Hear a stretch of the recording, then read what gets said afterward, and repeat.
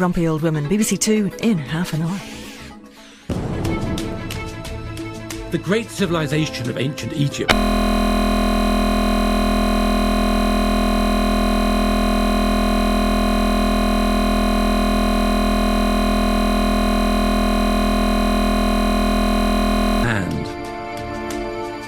In this programme, I'm off on the trail of Egypt's most controversial ruler and his beautiful wife.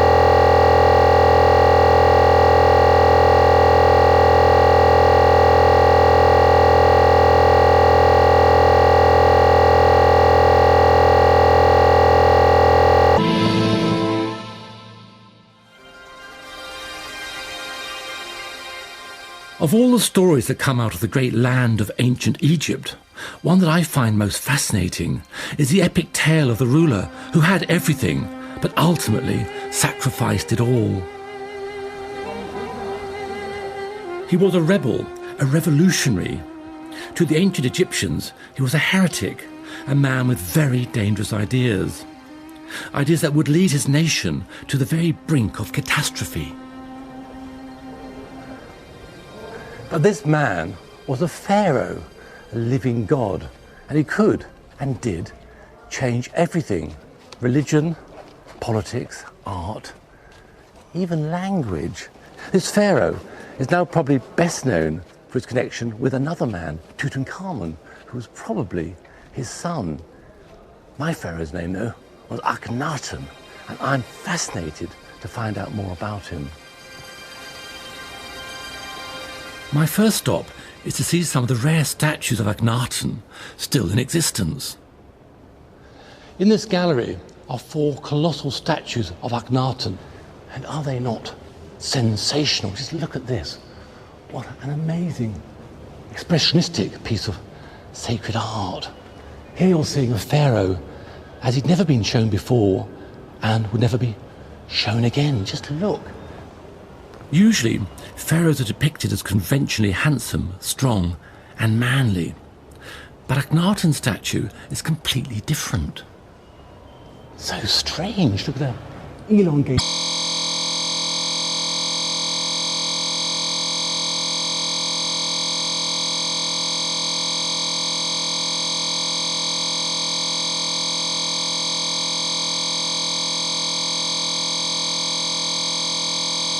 People ever since they were discovered in the early 20th century. But I guess one thing we know about Egyptian sacred art: nothing happens by accident, everything has a meaning. Akhenaten clearly meant to be seen as different from all other pharaohs. His strange enigmatic portrait looks serene, but in fact he threw Egypt into chaos. To understand what happened, I have to go back to the beginning of Akhenaten's reign, to the golden years of the ancient Egyptian empire. At that time, nearly 3,500 years ago, Egypt was the richest and most powerful empire in the world.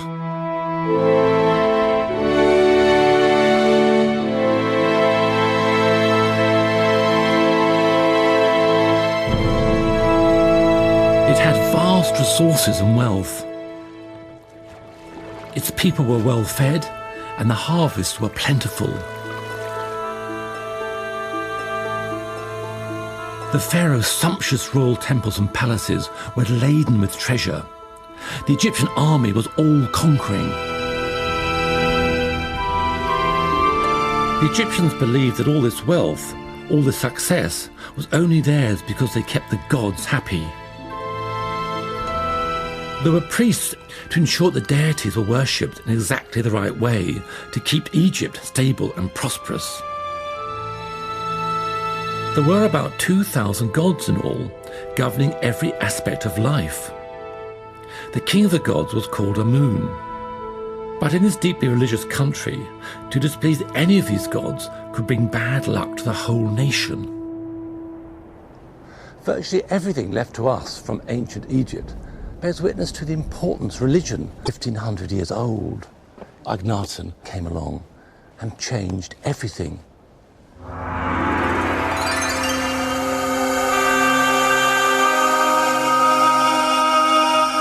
From very early in his reign, the Pharaoh Akhenaten and his beautiful wife Nefertiti decided to challenge the entire belief system of ancient Egypt. This golden couple were prepared to rock the very foundations of the Egyptian worldview, and all because Akhenaten had undergone an extraordinary personal religious conversion. He had a dramatic, revolutionary idea. He wanted to replace the pantheon of Egyptian gods with just one god. And at the time he proposed this idea was heresy. For the first time in history, a pharaoh was suggesting that there might be just one god, the creator of...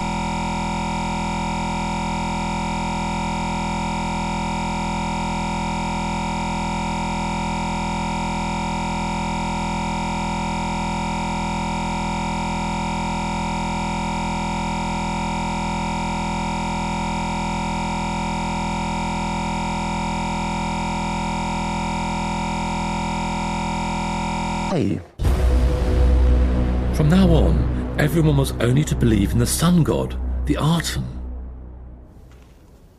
There's one place in Egypt where I can see that remarkable moment of religious change as it happened.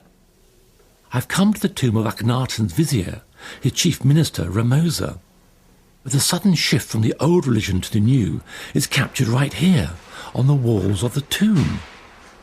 To proclaim his high status for eternity, vizier to a pharaoh, Ramosa has himself shown in his tomb with a pharaoh, Akhenaten. Here he is. Behind Akhenaten sits Mat. Mat was a traditional goddess of Egypt. So on this wall, carved when the tomb was first being created, Ramosa had the old gods depicted. But dramatic change takes place as I walk across. This image could only have been created a few months, maybe a few years later, but a revolution has taken place in art and indeed in theology, I suppose. In front of me is Akhenaten, but above all is the Aten. The gods have gone, the gods of ancient Egypt, the gods in human form, animal form, replaced by the abstract single god of the Aten. The sun pouring down rains of life upon the king. This is an amazing image. From one to the other, one sees at a glance the revolution that took place during the reign of Akhenaten.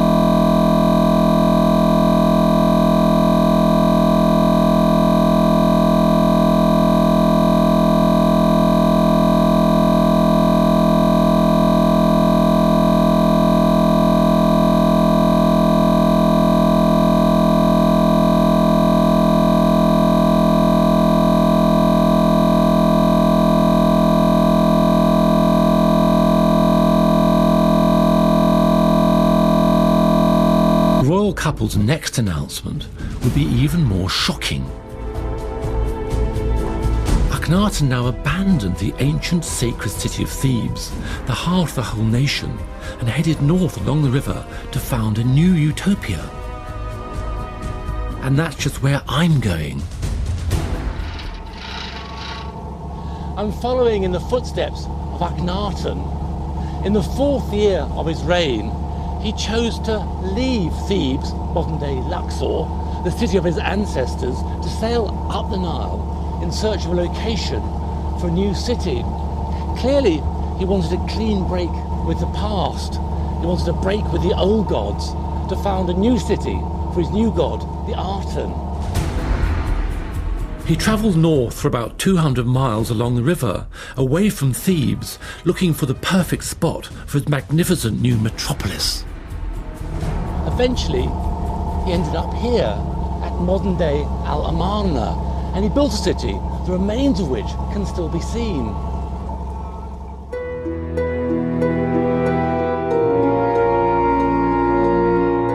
It's in ruins now, but Akhenaten and Nefertiti chose this bleak, lonely piece of desert for their vast new sacred city.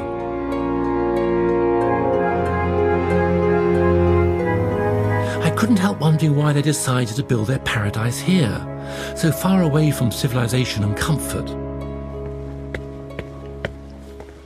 Up in the hills that surround the ancient metropolis, there's a place to start looking for the answers. In front of me,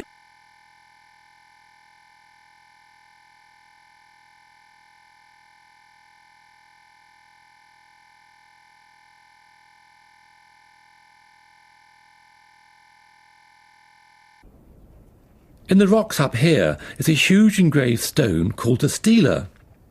This one carries a public proclamation composed by Akhenaten himself.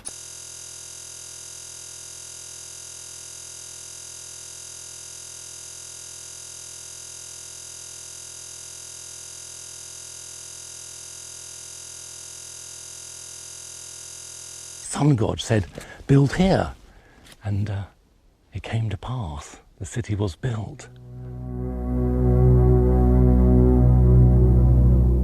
Akhenaten called his city Horizon of the Aten. But why did he think the Aten was telling him to build here? Well, it appears he'd seen a sign.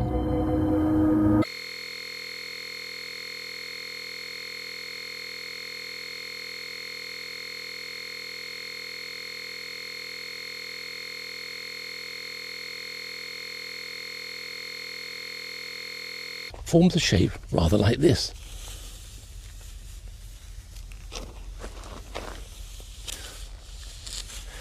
At certain times of the year, the sun, the Aten, rises between the peaks in this cleft, creating this shape. And that is a hieroglyph for horizon. A hieroglyph which incorporates the sun, the Aten.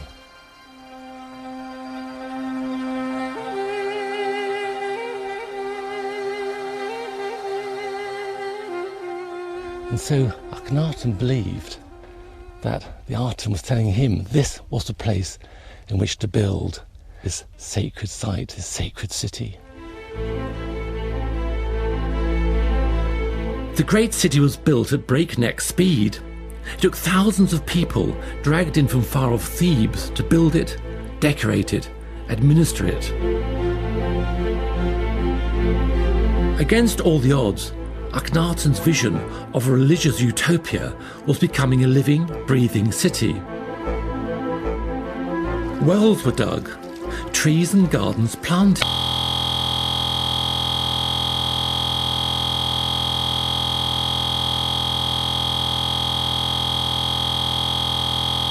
And palaces all over the city.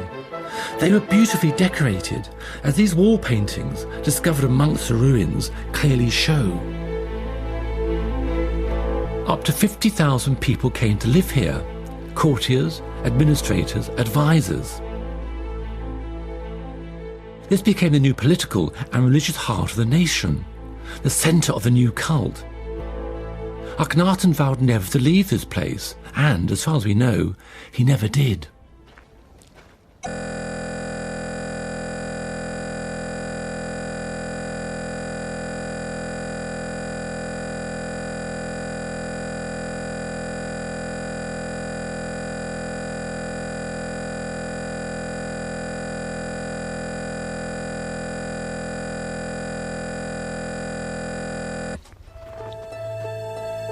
Detailed carvings discovered here at Amarna have revealed how the royal family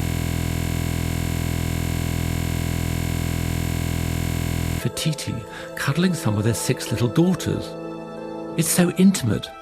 It's like a family snapshot. There's one daughter on Nefertiti's shoulder, while she cradles another on her lap. And here a daughter hugs the Pharaoh Akhenaten himself.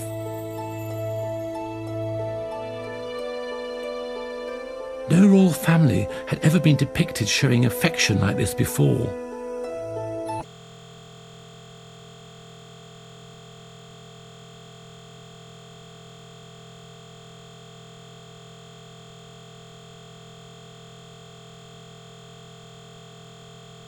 A mighty pylon standing here, and these are the mud brick remains of that pylon, once rising right up high above me.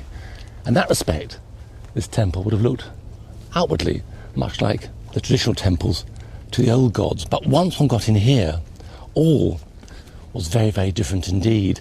The old temples culminated in a series of increasingly small and dark rooms, but here all was open to the sky.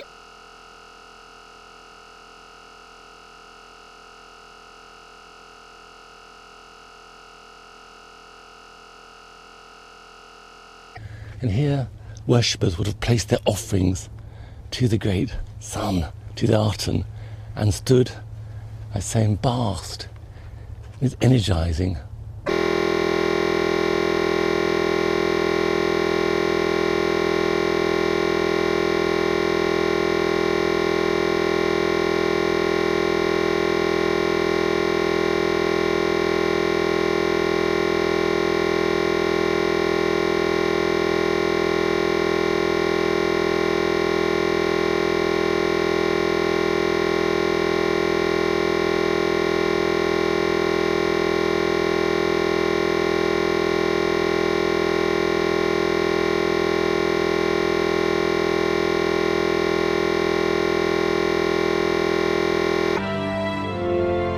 In the tombs of Amarna, you can see carvings of the citizens bowing down to the royal couple, praying through them to the sun god, the Aten. This was the pinnacle of the royal couple's fabulous dream. Akhenaten had successfully established a new city, a religious paradise in the desert. He had declared himself the Son of God, and he appeared to have brought about religious revolution in Egypt. But then it all started to unravel. It soon became obvious that most of Akhenaten's subjects, even those living right here, under his nose in Amarna, didn't really believe in the Aten, the sun god, at all. Buried in the back rooms of people's houses, archaeologists have found statues of the old gods. It seemed that Akhenaten must have found out about his people's disloyalty. He became grimly intolerant of those who didn't believe in his new cult. He ordered that all images of the old gods were to be found and destroyed, especially those of the chief of the old gods, Amun. Even their names were to be obliterated.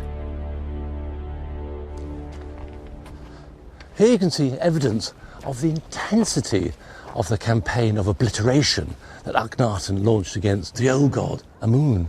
This is the top of an obelisk that once stood 27 metres high, and here, at its very tip,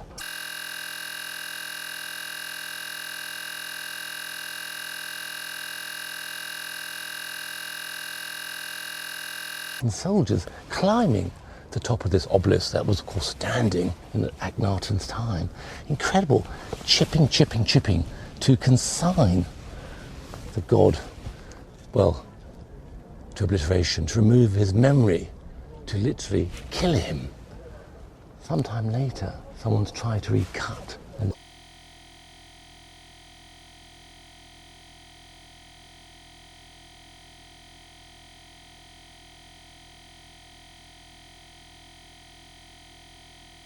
very nasty indeed.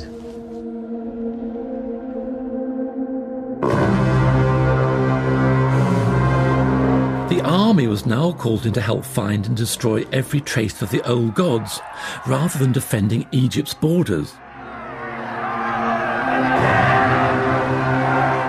And because Akhenaten refused to leave his beloved city, he was seen as weak and the country vulnerable to invasion. A fascinating archaeological find here in Amarna sheds light on the problems Akhenaten's policies were causing Egypt and its empire.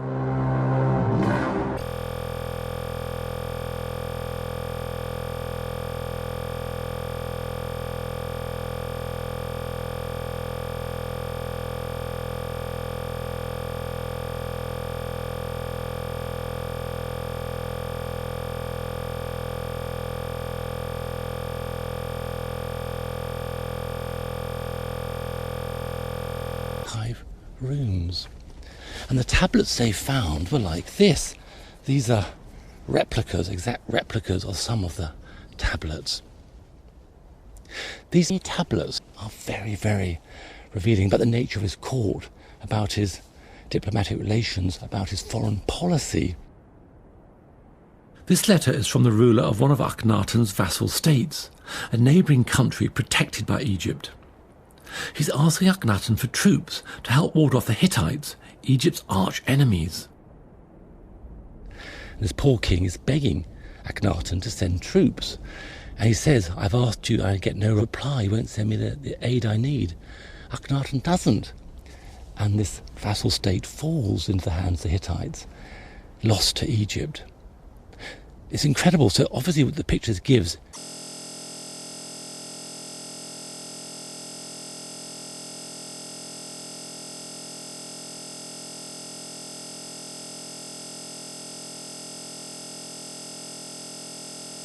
see to affairs of state. And for that reason, Egypt is the loser. It loses power, it loses possessions, it loses income, it loses its status in the world. It's very, very serious indeed.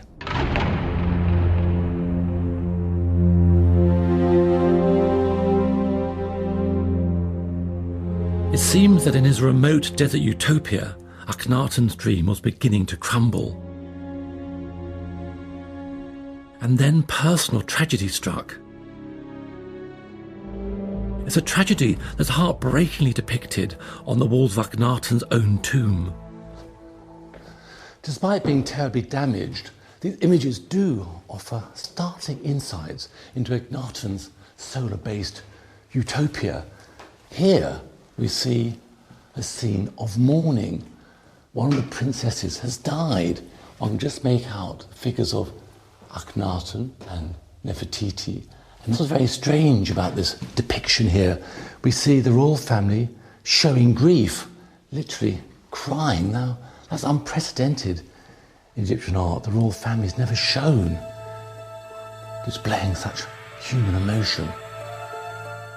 They're weeping, they're crying over the death of one of their children. There's a small body lying dead on a little bed here. There's evidence to suggest that Akhenaten didn't lose just one daughter. It seems that another princess died at around the same time. But what was it that was killing Akhenaten's family? It seems likely it was plague. Archaeological evidence suggests that plague was sweeping the country at the time. And this type of epidemic could have killed up to 40% of the population. Because he was the pharaoh, Akhenaten would have been held personally responsible for any plague in his reign. People would have begun to believe that this catastrophe was because the old gods were offended. Because Akhenaten had replaced them with a single deity. But just when it seemed that nothing could get any worse, Akhenaten lost the woman who had been at his side from the start. This is, as far as we know, last depictions ever made of the great queen. What we get from this is the idea that something is going wrong in the land.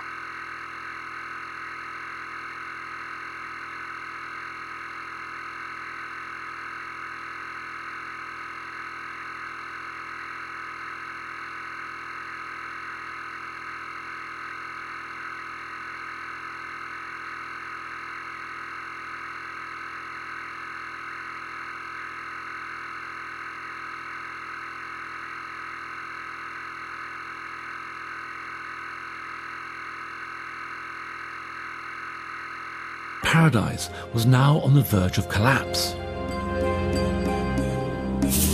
For those around him, his advisors and courtiers, he must have seemed a dangerous liability. The country was losing its wealth and power. Perhaps the pharaoh had to be replaced. 13 years after the foundation of the city, Akhenaten died. Some people believe he was murdered by courtiers or generals who felt that the circumstances of Akhenaten's reign could not continue. They believed that Egypt was losing power, prestige and wealth. The old gods had to be reinstated. Their favour was needed. Akhenaten's death meant the cult of the Aten was over, and Amarna lost its purpose. The city died. It was abandoned. And I imagine the population was quite glad to leave this strange sight, no doubt feeling the city was cursed by the old gods. And then all was systematically demolished, obliterated. The idea, I suppose, was to remove the memory of this city, along with the memory of Akhenaten and the memory of the heresy of the Aten.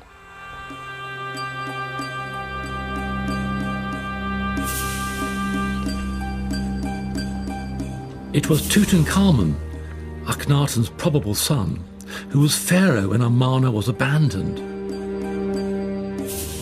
He restored the old gods and set Egypt back on the path to power and prosperity. He took the court, the army, and the entire population of Amarna back to the ancient capital city of Thebes. The priests returned, more powerful than ever, and life in ancient Egypt returned to normal. No Egyptian pharaoh ever again tried to change the established order or challenge the traditional gods.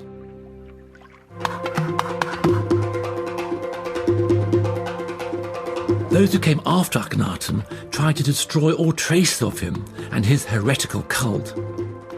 His statues were toppled, his image was plastered over, his name chipped out of every carving. Then they used his toppled statues and temple blocks as rubble to fill the walls of new temples.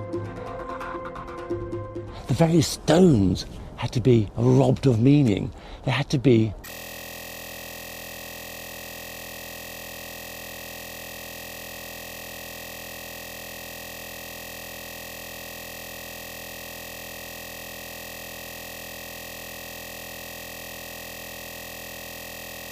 Akhenaten's image for us today. In the 1920s, the stones from the temples to the Aten started to emerge. And now we know much about Akhenaten and the Aten from these stones. So, in this strange irony, by burying the stones, Akhenaten and the cult of the Aten has lived on for posterity, for eternity.